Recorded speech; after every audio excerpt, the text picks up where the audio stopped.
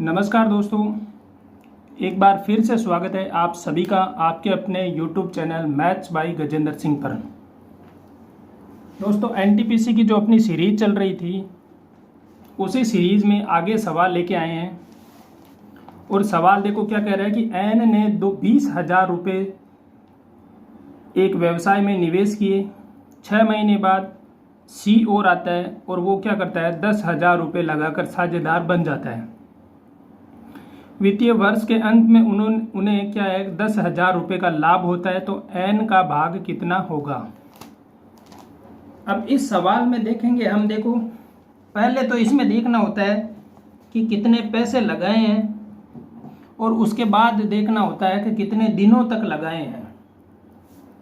तो पैसे एन ने पैसे लगाए हैं, तो एन ने पैसे तो लगाए हैं कितने 20,000 रुपये।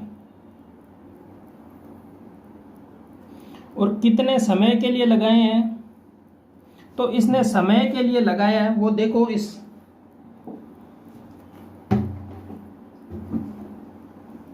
समय है कि एन शुरू से करता है और 1 साल पूरे तक रहता है, तो इसका समय हो गया 12 माह है। मतलब एन 20,000 रुपये लगाता है 12 महीने के लिए। इसके बाद आता है सी, पैसे लगाता है 10,000 रुपये और ये 6 महीने बाद आता है। तो अब कितना बचा 1 साल में, तो 1 साल में अब शेष भी 6 महीने रहे। मतलब ये समय कितना, ये 6 माह के लिए पैसे लगाता है। अब देखो हमें समय और पैसों को गुणा करना है और फिर इनका क्या करना है, अनुपात लेना है। तो यहाँ से मैं गुणा करूँगा तो ये 12 × 20 करेंगे तो ये यहाँ से मिलेगा 12 दूना 24 और फिर से 4 0, 2,40,000 रुपये, 40,000। अब यहाँ से क्या होगा, इन 6 को 10,000 से गुणा करेंगे तो होगा 60,000। अब देखो इनका अनुपात लेते हैं, एन अनुपात सी क्या होगा, वह मिलेगा आपको 24 के बाद 4 0 अनुपात 6 के बाद 4 0, 4 0 से 4 0 कैंसिल। अब देखो 6 चौके 24, तो ये क्या मिल गया 4:1। मतलब एन को जब 4 हिस्सा मिलेगा तो सी को उसमें से 1 हिस्सा मिलेगा। कुल कितना होगा, अब 4 + 1 5, तो कुल हिस्से कितने करने हैं 5। तो पूरा लाभ कितना है, लाभ है 10,000 रुपये का। तो लाभ मिला है 10,000 रुपये का। इस 10,000 रुपये के कितने हिस्से करने हैं 5। पूछा क्या है एन का भाग, तो एन का भाग निकालेंगे। तो एन का भाग है कितना 4, कितने में से 5 में से। और कुल कितना लाभ है 10,000 का, तो गुणा 10,000। अब देखो 5 से ये कटेगा 2 बार, फिर से 2 3 0, तो ये 2,000 हो गया।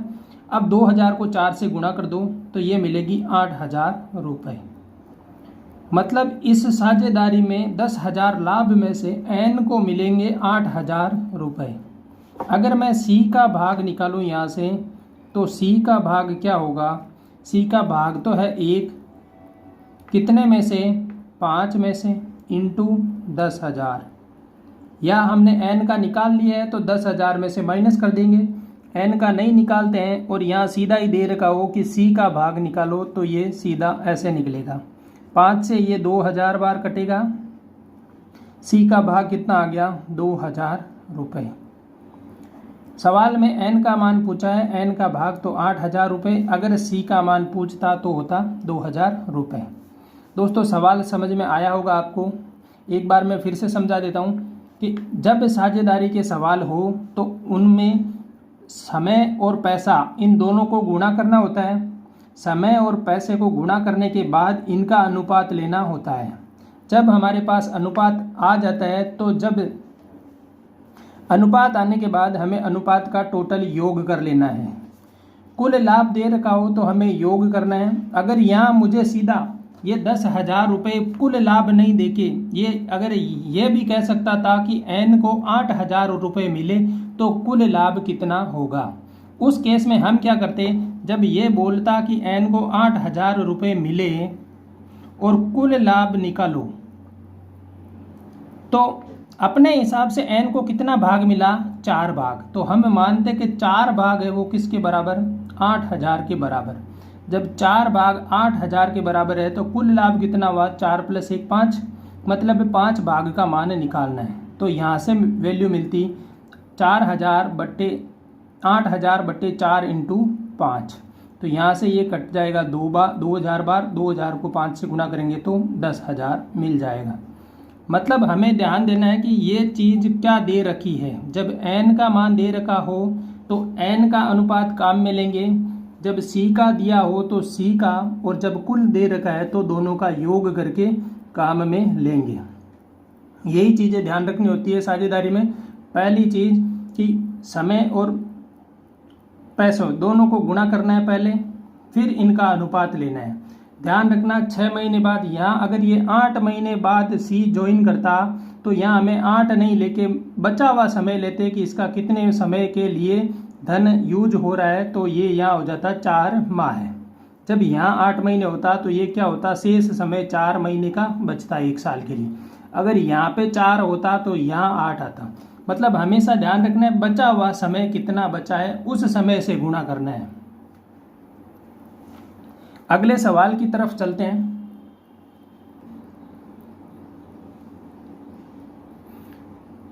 देखो ये सवाल क्या कह रहा है कि एक आदमी प्रातः 6:30 पर चलना प्रारंभ करता है और 30 किलोमीटर की दूरी तय करता है। प्रारंभ में वह 6 किलोमीटर प्रति घंटा की चाल से और 3/5 दूरी तय करने के बाद वह अपनी चाल में 2 किलोमीटर की कमी कर देता है। वह अपनी यात्रा किस समय समाप्त करेगा। दोस्तों ध्यान दो, पहले यह दूरी कितनी कर रहा है, 30 किलोमीटर। 30 किलोमीटर की दूरी तय कर रहा है। पहले तो वो चल रहा है 6 किलोमीटर प्रति घंटा से। 6 किलोमीटर प्रति घंटा से वो कितनी दूरी कर रहा है, 3/5 दूरी तय कर रहा है। मतलब 30 का 3/5 निकाल लो, तो यहाँ से 5 से ये 6 बार और 6 18, मतलब वो 18 किलोमीटर तो चल रहा है। कौन से, 6 किलोमीटर प्रति घंटा से। 30 में से बचेगा कितना, तो 30 - 18, 12 किलोमीटर वो किससे चल रहा है, 2 किलोमीटर प्रति घंटा की कमी करता है। 6 में से 2 किलोमीटर की कमी करो तो 6 के बाद यहाँ क्या होगा, 6 - 2 तो क्या मिलेगा, 4 किलोमीटर प्रति घंटा की रफ्तार से वो क्या कर रहा है, 12 किलोमीटर तय कर रहा है।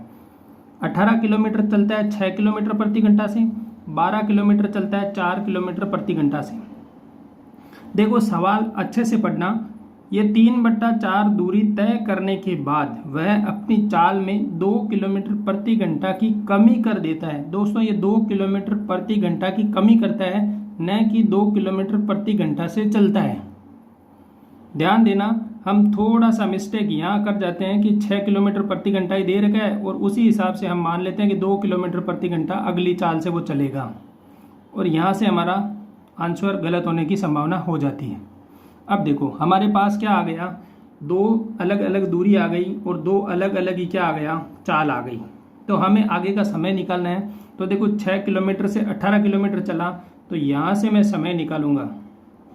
तो समय होता है दूरी बटा चाल।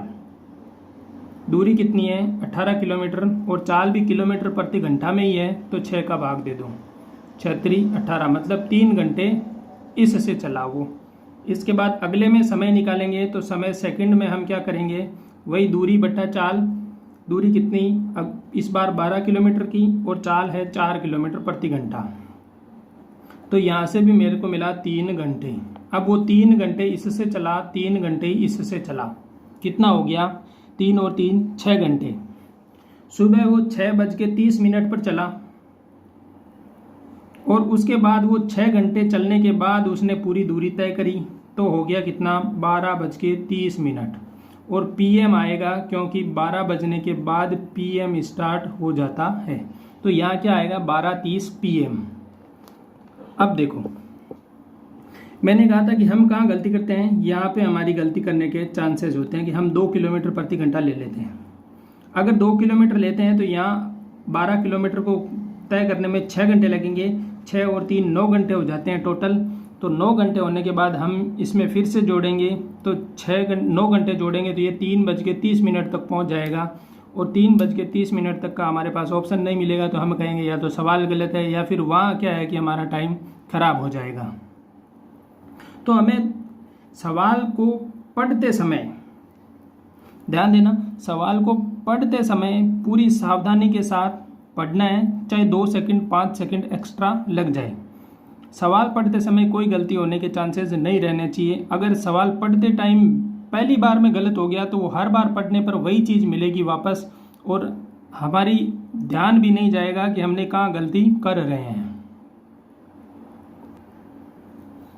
अगला सवाल देखो, एम ने कुछ धनराशि 1 वर्ष के लिए निश्चित साधारण ब्याज की दर पर उधार ली, लेकिन ब्याज की दर में 2% की वृद्धि कर दी जाती है जो 120 रुपये, मतलब उसको ब्याज कितना दे रहा है, 2% की वृद्धि करने के बाद वह ब्याज दे रहा है 120 रुपये ज़्यादा। तो मूलधन ज्ञात करो। देखो इसमें हमें क्या करना होता है, जब साधारण ब्याज की बात हो तो मैं मान लेता हूँ एक बार के लिए, पूरा मेथड से सवाल करते हैं। मानते हैं कि उसने क्या किया, x% की दर से क्या लिया, पैसे उधार लिए, और 1 वर्ष के लिए ले रहे हैं तो x% की दर से मान लेते हैं और मानते हैं कि y रुपये उधार लिए। तो y रुपये इंटू x% इंटू 1 वर्ष के लिए बटा 100, यह चीज़ क्या है, उसका ब्याज होना तो चाहिए था ये, लेकिन होता क्या है कि वो x% से नहीं लेके वो जोड़ देता है x+2 से। तो यह ब्याज होना चाहिए था, लेकिन नया ब्याज होता क्या है, नया ब्याज, और वह ब्याज हो जाता है y रुपये दर x+2 इंटू 1 वर्ष के लिए बटा 100, और जो नया ब्याज है वो पुराने ब्याज का है 120 रुपये ज़्यादा है। तो यहाँ मैं मान लेता हूँ कि ये पूरा ब्याज की वैल्यू हम इसको एक बार के लिए z मान लेते हैं। तो नया ब्याज क्या है, हमारे पर्सन के अनुसार नया ब्याज है, जो पुराना ब्याज है उसमें 120 ज़्यादा है, बराबर y x+2 इंटू 1/100। इसे हम फिर से एक बार खोल लेते हैं, ओपन करेंगे तो देखो इसको y को x से गुणा करना है, एक है ही पहले से, तो ये हो जाएगा xy/100 प्लस यहाँ से इससे गुणा करेंगे तो 2 इंटू y/100। अब देखो z की वैल्यू क्या है, x इंटू y/100, तो इसी चीज़ को मैं वापस इसके जगह लिख देता हूँ z। तो ये पहले से ही है z प्लस 120 इक्वल टू ये चीज़ आ रखी है। अब मैं इस पूरे वैल्यू की जगह क्या लिख देता हूँ, z लिख देता हूँ। तो यह चीज़ क्या मिलेगी अपने को, z प्लस 120 इक्वल टू ये मान हो गया z प्लस 2y/100, और z से z क्या हो गया, कैंसिल। अब देखो यहाँ से वैल्यू ये मिलेगा 120 इक्वल टू 2y/100। अब देखो इधर गुणा कर देते हैं तो ये हो गया 120 इंटू 100/2 इक्वल टू y, और y क्या माना था हमने, मूलधन, मूलधन ही माना था y। तो ये यहाँ से वैल्यू मिलेगी, ये देखो इससे कटेगा 60 बार, 60 को 100 से गुणा करेंगे तो y की वैल्यू आ गई 6000 रुपये। ये तो था लॉन्ग मेथड, ऑप्शन आ गया सी 6000 रुपये। लेकिन हमें इस टाइप के सवाल में करना क्या होता है, देखो यह मेथड मैंने इसलिए बताया कि इसमें मैं आपको बता सकता हूँ कि कहाँ क्या चीज़ें कैंसिल करनी है ताकि जल्दी से हमारा सवाल बने। मुझे पता है कि ये z की वैल्यू ब्याज चीज़ ये मिली है। साधारण ब्याज में जब ब्याज की दर बढ़ाते हैं और ब्याज अलग से एक्स्ट्रा बढ़ता है तो सीधा क्यों न हम इसी दर से ब्याज 1 वर्ष के लिए निकाल लें जो यह मिलेगा। तो मुझे पता है कि उसी मूलधन का अलग से 2 वर्ष का 2% की दर से 1 साल का ब्याज निकालूंगा तो वो क्या आएगा 120। तो मैं सीधा मानूंगा कि ब्याज की वैल्यू तो है 120, मूलधन मैंने मान लिया, कुछ भी मैं मान लेता हूँ y, दर अब 2% ही रखूँगा। क्यों, पहले जो दर थी उसमें 2% की वृद्धि करने के बाद 120 एक्स्ट्रा देने होते हैं। साधारण ब्याज में हमेशा ध्यान रखना ये 2% का ब्याज लगा है, मतलब 2% से अलग हम एक बार के लिए साधारण ब्याज निकाल लेते हैं। तो 120 को 100 से गुणा करो, 120 इंटू 100 बटा ये 2 का भाग चला जाएगा और यहाँ से क्या मिलेगा, y का मान। और ये सीधा y का मान क्या आ गया, y का मान आ गया 6,000 रुपये। मतलब साधारण ब्याज के केस में अगर दर में वृद्धि कर दी जाती है और वृद्धि करने के बाद जितना ब्याज एक्स्ट्रा लगता है तो हमें मूलधन वही मानते हुए 2% या जितनी वृद्धि हो रही है उसी दर पे ब्याज निकाल लेना है और उसी ब्याज को किसके बराबर कर देना है, जो ब्याज दे रखा है उसके बराबर कर देना है। तो सीधा सा फंडा रहेगा और हमारी 2 लाइन में आंसर मिल जाएगा।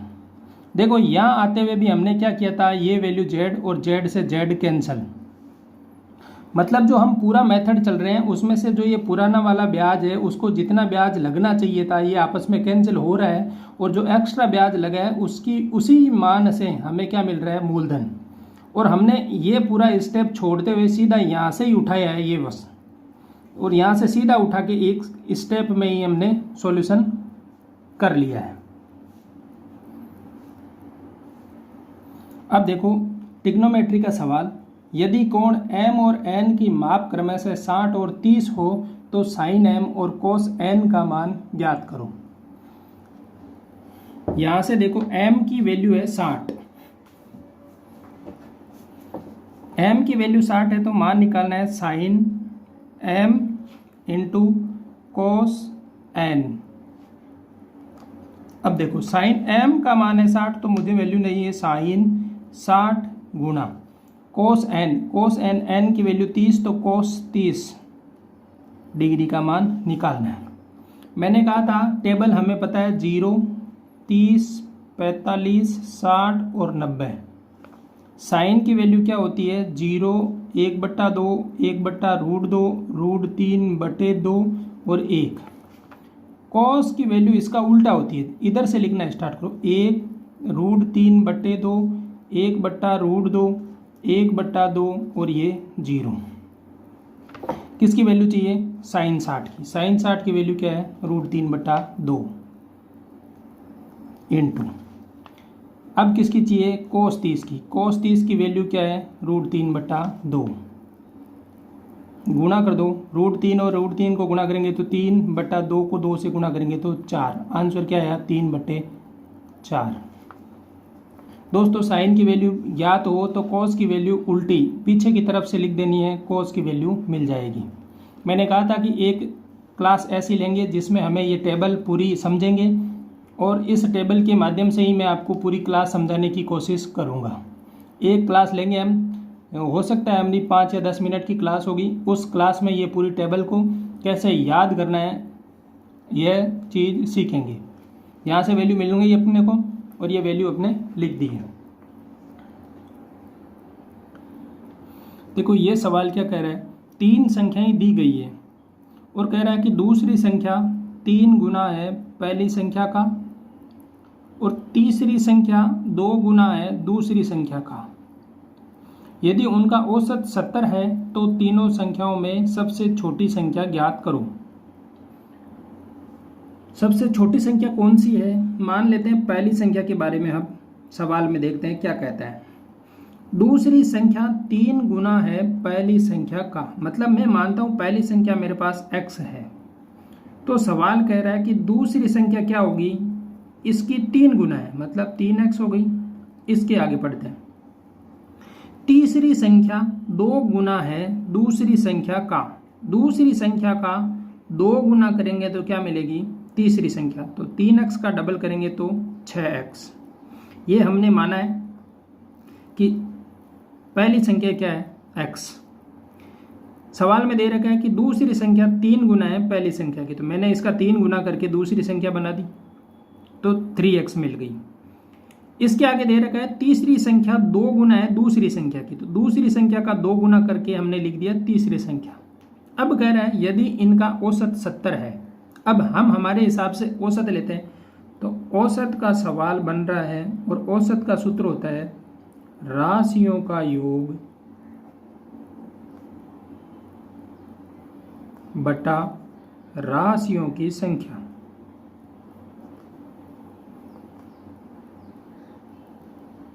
क्लास में थोड़ा टाइम लग सकता है क्योंकि हर एक चीज़ समझा रहे हैं। अब देखो राशियों का योग क्या है, x plus 3x plus 6x बटा राशियों की संख्या 1 2 3 है तो 3, 6 और 3 9 और 1 10, 10x बटा 3, ये क्या है औसत। सवाल में क्या दे रखा है कि औसत की वैल्यू क्या है, 10x बटे 3 की वैल्यू किसके बराबर है, 70 के। तो यहाँ से x की वैल्यू निकालेंगे तो ये देखो 3 का करेंगे क्रॉस गुणा और इसके बट्टे में 1, तो इनका क्रॉस गुणा करेंगे तो 10x इक्वल टू होगा 210। यहाँ से आपको x की वैल्यू क्या मिलेगी, x की वैल्यू मिल रही है 21। अब x की वैल्यू तो है 21, तो हम यहाँ रख देते हैं, तो x की वैल्यू हो गई 21, 3 गुणा करेंगे तो 63 और इसको 6 से गुणा करेंगे तो क्या होगा 126। अब ये तीनों संख्याएं हैं 21, 63 और 126, इन संख्याओं में से छोटी संख्या कौन सी है तो 21, तो राइट आंसर हो गया 21। इस टाइप से वो पूछ भी सकता था कि सबसे बड़ी संख्या कौन सी है, तो वो होती है 126। दोस्तों ये जो सवाल थोड़ा टाइम लग रहा है उसकी वजह ये है कि हम सवालों को बिल्कुल बेसिक से सॉल्व कर रहे हैं, क्योंकि अगर जिसको गणित से डर लगता हो उसके लिए भी ये तरीका और आसानी से एक एक स्टेप को बताया जा रहा है जिससे वो आसानी से समझ सके। ये सवाल देखो क्या कह रहा है, ये कह रहा है यदि एक वृत्त की त्रिज्या में x इकाई की वृद्धि की जाती है तो उसकी परिधि में कितनी इकाई की वृद्धि होगी। दोस्तों पहली बात, वृत्त की परिधि, और वृत्त की परिधि का फॉर्मूला होता है 2πr, जहां r क्या होती है, त्रिज्या। अब r त्रिज्या होती है तो अब सवाल यह कह रहा है कि त्रिज्या r में x इकाई की वृद्धि, मतलब अब नई त्रिज्या क्या है, नई त्रिज्या अपने पास आ गई कि नई त्रिज्या है x प्लस r। क्यों, r पहले थी उसमें x इकाई की वृद्धि कर दी है तो नई त्रिज्या आ गई x प्लस r। हमें पता है कि वृत्त की परिधि का फॉर्मूला 2πr मतलब त्रिज्या होती है, तो हम त्रिज्या की जगह नया मान रखेंगे x प्लस r। तो यहाँ से वापस देखो यहाँ वैल्यू लेंगे 2π कोष्टक r की जगह हम क्या लिखेंगे अब x प्लस r, और ये देखो चीज़ क्या मिलेगी 2πx, कोष्टक को खोलेंगे तो, और 2π को फिर से करेंगे r से गुणा तो ये होगा 2πr। तो यह चीज़ तो पहले पुरानी है 2πr, तो लेकिन ये पूछ रहा है कि कितने इकाई की वृद्धि होगी, तो वृद्धि कितनी हुई है 2πx की वृद्धि हुई है, मतलब 2πx। इसमें इकाई की कितनी वृद्धि हुई है, 2πx इकाई की त्रिज्या में वृद्धि हुई है। दोस्तों याद रखना, जब त्रिज्या में जितनी इकाई की वृद्धि हो उसे 2π से गुणा कर देना, वही वैल्यू अपने को सीधी मिलेगी। तरीका क्या है, हमें सीधा त्रिज्या की जितनी वृद्धि की है उसको हमेशा 2π से गुणा कर दो और वही गुणा क्या मिलेगा, उसका परिधि में जितनी वृद्धि हुई है वो मिल जाएगी।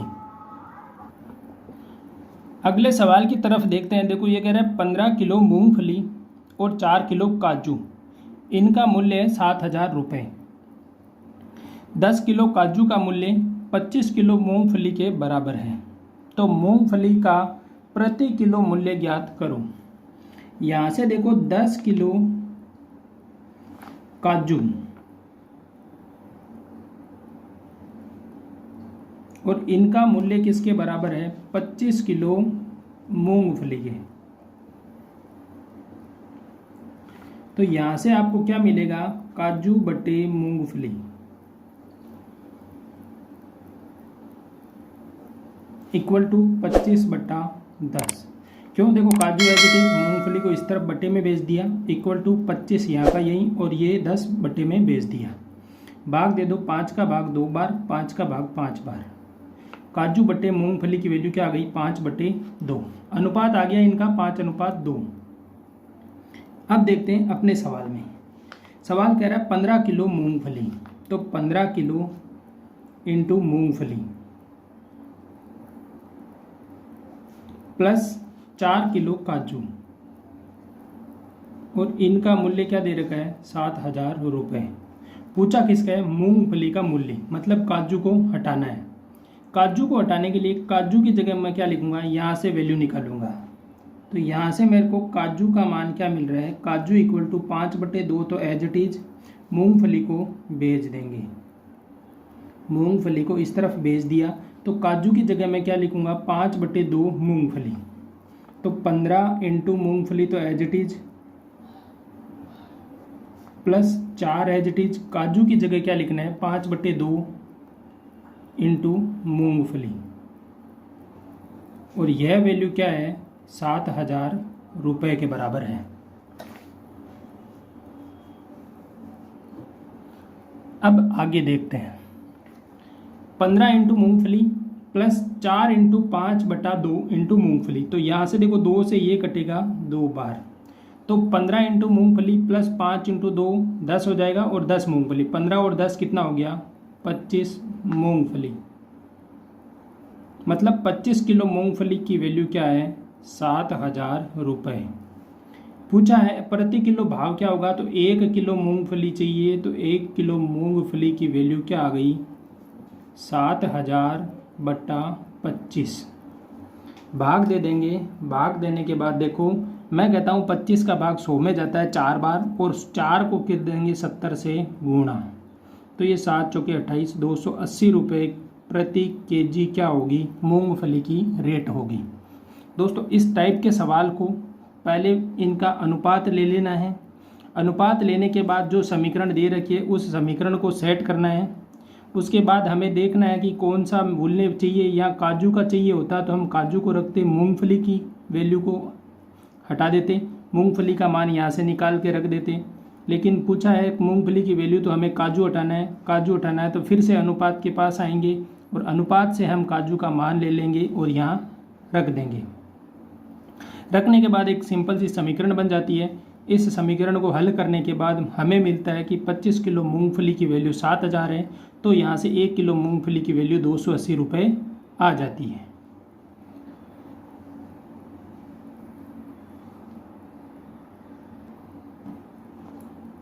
अगले सवाल की तरफ देखें तो ये सवाल कह रहा है एम और आर की आयु का अंतर उतना ही है जितना पी और एम की आयु के बीच है, मतलब एम आर का अंतर निकालेंगे वही अंतर हमें किसके बराबर मिलेगा, पी और एम की आयु के बीच मिलेगा।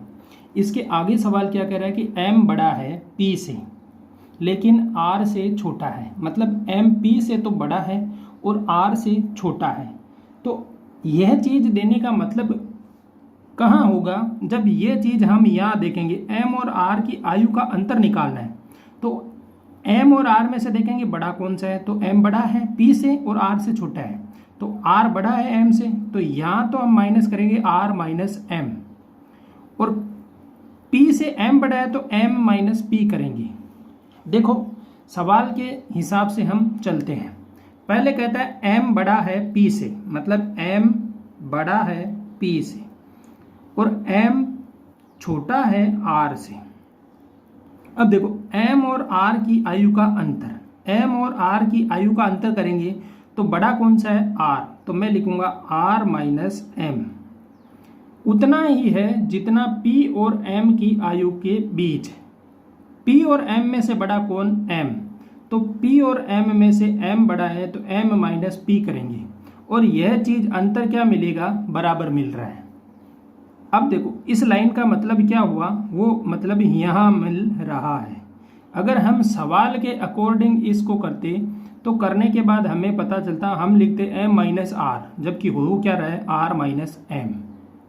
ठीक है, अब देखो पक्षांतरण करो तो ये p इस तरफ आ जाता है, r plus P equal to m उस तरफ चला जाता है तो 2m।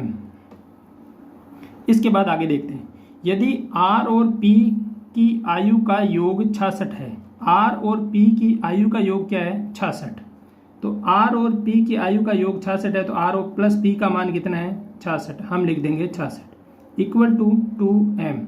तो m की आयु कितनी हो गई 33 वर्ष, और यही क्या है पूछा क्या है, m कितना बड़ा है, तो m 33 वर्ष की आयु का हो गया है और इतना ही बड़ा है। ठीक है,